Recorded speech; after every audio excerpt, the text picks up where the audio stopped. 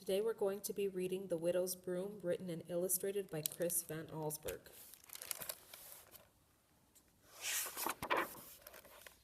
The Widow's Broom.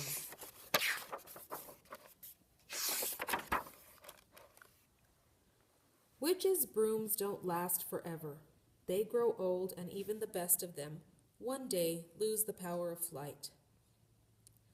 Fortunately, this does not happen in an instant. A witch can slowly feel the strength leaving her broom. The sudden bursts of energy that once carried her into the sky quickly become weak.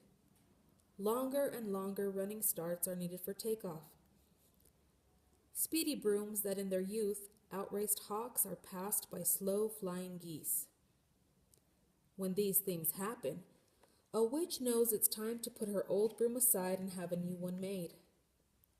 On very rare occasions, however, a broom can lose its strength without warning and fall with its passenger to the earth below, which is just what happened one cold autumn night many years ago.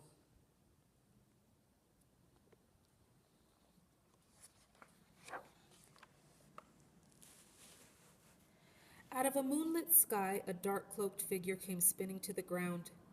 The witch, along with her tired broom, landed beside a small white farmhouse, the home of a lonely widow named Minna Shaw. At daybreak, Widow Shaw discovered the witch lying in her vegetable garden.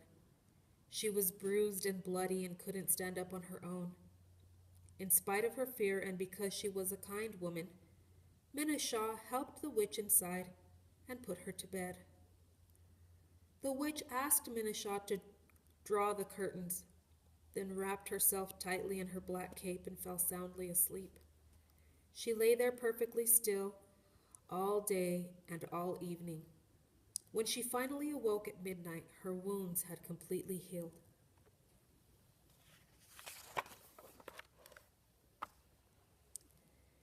She rose from the bed and moved silently through the widow's house.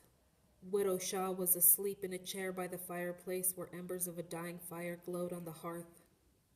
The witch knelt and took one of the red-hot coals in her hand. Outside, she made a fire of leaves and twigs, then dropped a strand of her hair into the flames. The fire hissed and crackled, burning with a brilliant blue light. Before long, the witch could see a dark form flying overhead. It was another witch who circled slowly and landed beside the fire. The two women spoke briefly, the first witch gesturing toward the garden, where her old broom rested. Then they sat side by side on the second witch's broom and flew off over the treetops. When Minna Shaw woke, she wasn't surprised to see that her guest had gone. Witches, she knew, had unusual powers. It didn't surprise her either when she saw that the old broom had been left behind. The widow guessed it had lost its magic. It was an ordinary broom now, just like the one she kept in her kitchen. She began using it around the house and found that it was no better or worse than brooms she'd used before. One morning, Minna Shaw was still in bed when she heard a noise coming from the kitchen. She peeked in and saw something that made her heart jump. There was the broom, sweeping the floor, all by itself. It stopped for a moment and turned to the widow. Then it went back to work. At first, Minna was frightened, but the broom seemed harmless. And, what's more, it was doing a very good job. Unfortunately, it swept all day long. In the evening, to get some peace, she locked the broom in a closet. But when it tapped on the door for more than an hour, Minna felt guilty and let it out. As she lay in bed listening to the broom sweeping each room over and over, she wondered if it could learn to do other things. In the morning, she led the broom outside and found out that it was a very good student. She needed to show it how to do something only once. Soon the broom could chop wood and fetch water, feed the chickens and bring the cow in from the pasture. It could even pick out simple tunes on the piano. Not a week passed before the widow's neighbors, the Spiveys, found out about the Broom. Their farm was just down the road, the only other place around. It was one of the 8 Spivey children who saw the Broom first. When the boy told his father, Mr. Spivey ran straight across the road to the widow's house. "Is it true?" he demanded. "Did she really have such a broom?" "Oh, yes," Minna Shaw answered. "It's wonderful." She told her neighbor all about the broom and the man and the witch who'd left it behind. Then she took him around to the back of the house where the broom was hard at work, splitting wood. Mr. Spivey was horrified. "This is a wicked, wicked thing," he said. "This is the devil." The Broom stopped working and, still clutching the axe, hopped toward the widow and her neighbor. Mr. Spivey, red-faced with anger, turned quickly and hurried home.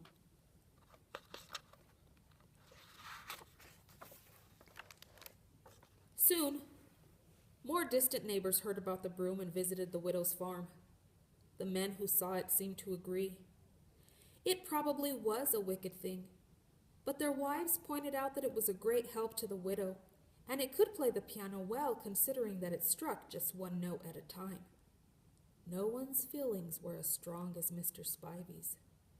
"It's evil, and it's dangerous," he told everyone who would listen. "We'll all be sorry if this thing stays among us." As days went by, the Broom seemed as innocent and hard-working as ever. Though it had learned how to do many things, sweeping brought it special pleasure. It was, after all, a broom. Occasionally, when there was nothing left to do around the widow's house, it would hop down to the road that separated Minna Shaw's and the Spivey's farms.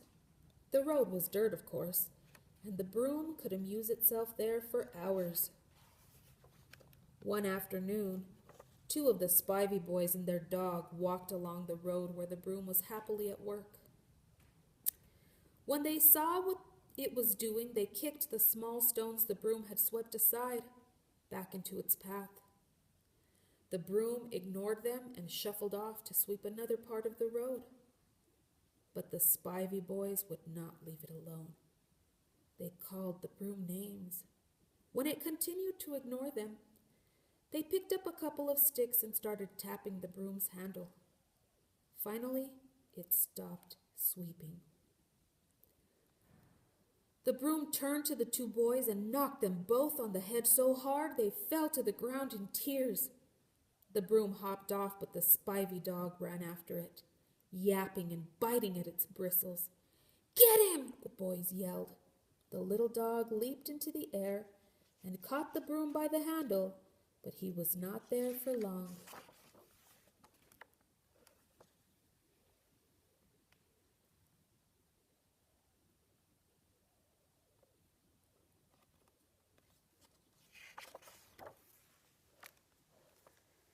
That evening, Mr. Spivey drove his wagon up to the widow's house. He was not alone. 3 men from neighboring farms were in the wagon, along with a long wooden stake and coils of rope. Mr. Spivey knocked loudly.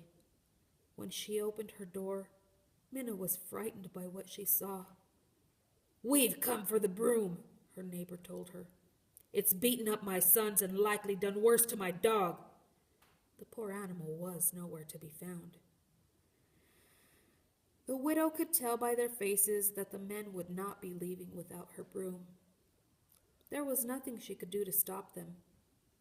For a moment, she stood silently, then answered, "Of course, you are right. If it could do such a thing, we must get rid of it." She led the men into her kitchen.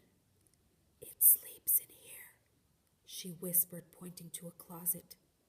"If you move it carefully, it will not wake up." The men knew how strong the Broom was and hoped the widow was right.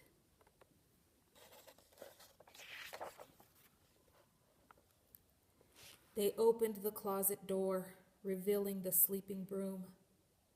One of the farmers took it out and gently held it against the stake, while the others wrapped it in yards of rope. They carried the broom outside, drove the stake into the ground, and gathered straw around it. Mr. Spivey lit the fire. In no time, flames had turned the broom into ashes. Life soon returned to normal around the widow's farm. The Spiveys even found their dog, healthy but hungry, caught in the branches of a tall spruce tree. Then, one morning, Minna Shaw called on her neighbors with frightening news. She had seen the ghost of the broom. It was white as snow and moved through the woods at night carrying an axe. Mr. Spivey did not believe her, but that night, under a full moon, he watched from a window as the broom's white ghost came out of the woods and slowly circled closer and closer. The next night it returned, circling his house even closer, and the night after it came again, tapping the axe lightly on the Spivey's door.